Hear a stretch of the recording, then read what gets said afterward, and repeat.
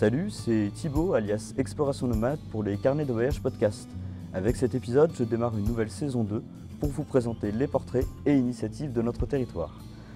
Pour le portrait du jour, je suis en compagnie de Marc Nevou qui propose une belle initiative que je souhaitais partager avec vous. Alors mettez-vous à l'aise, c'est parti, générique.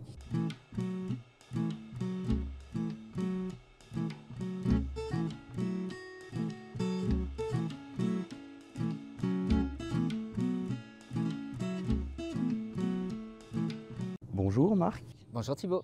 On se retrouve dans le petit village de Montpérou. Pourquoi cette destination auvergnate ? Alors Montpérou est un village classé plus beau village de France qui se situe pile poil entre Clermont-Ferrand et Issoire. Un village très particulièrement touristique, rempli d'histoire et qui est important pour moi dans la mesure où j'ai habité 4 ans ici, donc je connais bien ce petit coin de paradis. Qu'est-ce qui caractérise le petit village de Montpérou ? Qu'est-ce qui fait réellement sa beauté de ce village ?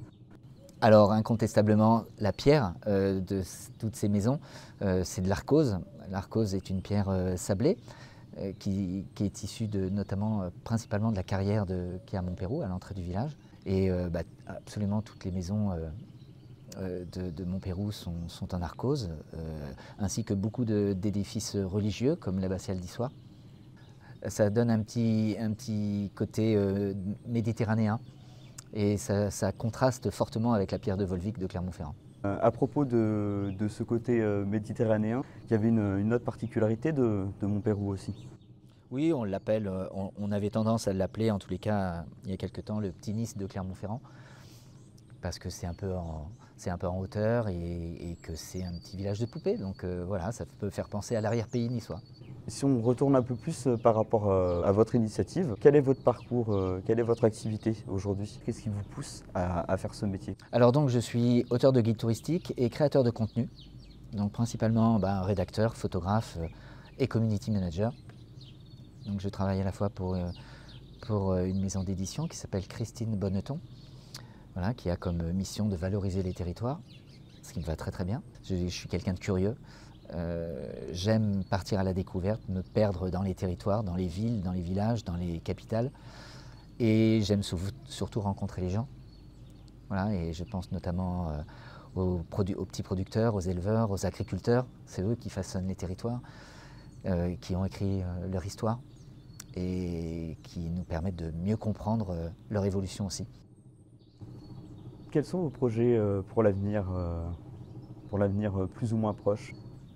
Alors, comme projet, j'ai cette année la promotion de mes 3 guides, donc le Portugal, l'Hérault et la Haute-Loire, déjà, en continuant aussi de faire la promotion du Puy-de-Dôme, qu'on trouve toujours en kiosque et pendant un petit moment.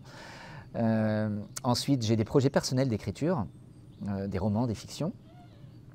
Et enfin, je suis assez bien occupé avec mes clients. Ça fait 25 ans que je suis à mon compte et donc j'ai pas mal de missions assez originales dans des univers très différents, que ce soit l'immobilier de luxe, les cabarets ou l'automobile. Si vous deviez transmettre un message aux auditeurs de Carnet de Voyage, lequel serait-il ? Alors incontestablement, de quitter l'écran dès que vous pouvez, parce qu'on voyage, on peut s'inspirer des photos et des découvertes des autres par le biais des réseaux, c'est très très bien, mais après il faut y aller, quoi. Et si les photos sont très belles et font rêver, il n'y a pas mieux que d'aller sur le terrain et découvrir tout ça dans la vraie vie. Voilà, donc, et la vraie vie, et la curiosité, et la découverte, et l'émerveillement commencent des fois à 10 minutes de chez nous.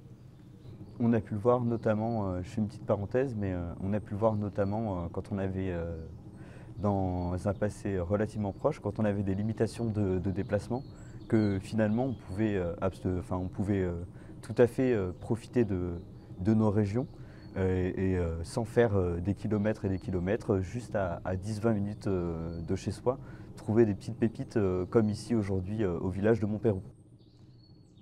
À votre avis, quels sont les atouts de notre territoire ? Alors ils sont nombreux, je commence par le premier qui était là avant tous les autres, les sites naturels.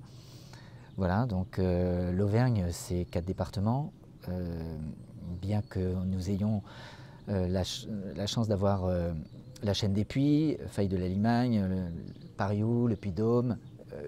voilà, l'Auvergne ne se résume pas à ça. Et donc, il y a plein d'autres choses à découvrir en Auvergne. Le patrimoine architectural, le patrimoine animalier, le patrimoine de savoir-faire auquel je suis très attaché. Et donc aussi incontestablement une petite gastronomie qui est assez typique de notre région. Merci beaucoup Marc d'avoir partagé votre initiative plaisir, sur Thibaut. Carnet de voyage. C'est déjà l'heure de conclure cet épisode. N'hésitez pas à le retrouver sur les réseaux. Et pour ma part, vous pouvez également suivre mes aventures sur mon site web exploration-nomade.fr. À la prochaine. À la prochaine.